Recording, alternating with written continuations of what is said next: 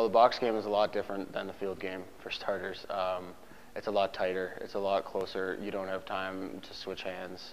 You don't have time to, really think. You just kind of react. It's a much more reactive sport in terms of gameplay. When I went down to school, the first thing I noticed big time was that everybody down there could shoot both ways very efficiently. But I did find that my one way was better ball skills, better, than what they had, but they could do what they could do with both. And that was a big part that I lacked in playing down there.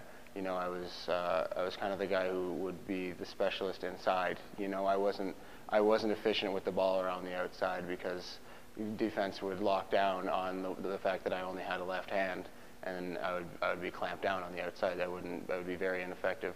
So really, I was more of just an in-tight goal-scoring finisher because of the style of play here. The goalies and nets here are a much different ratio than down in the States. You got a 6-foot net down in the States with a goalie with no equipment, and a goalie with hockey equipment on and a 4-foot net here. So it's a lot more specific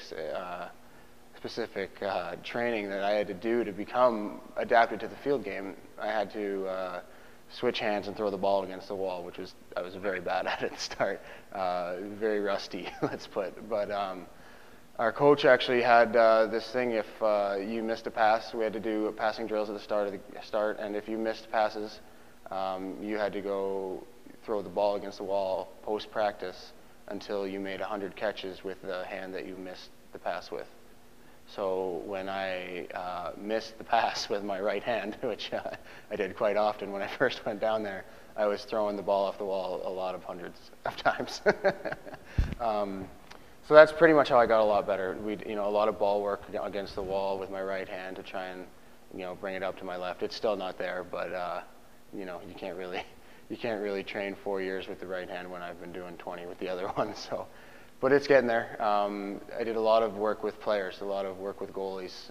Goalies loved the way that I could stick handle with my left hand and tighter on the net. So they always wanted me to come out and shoot on them, post-practice or pre-practice or day off. So I would always go out there, and then we would always set aside time for me to use my right hand. They would work with me and show me what I was doing wrong with my right hand, because it's a lot different when you're trying to train things with your offhand.